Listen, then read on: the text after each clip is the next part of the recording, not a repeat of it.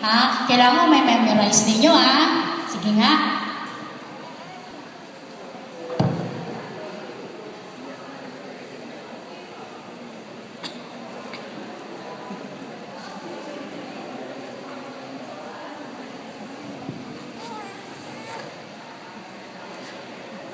Ang mabuting balita ng ating Panginoon ayon kay San Mateo. Alam na kinulan siya ng video. Kaya't habang kayo'y humahayo, gawin ninyong alagad ko ang mga tao sa lahat ng bansa. Bautismuhan ninyo sila sa pangalan ng Ama at ng Anak at ng Espiritu Santo. Turuan ninyo silang sumunod sa lahat ng inuutos ko sa inyo.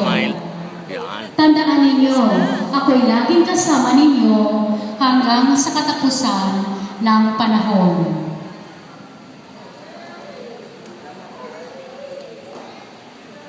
Ang mabuting balita ng ating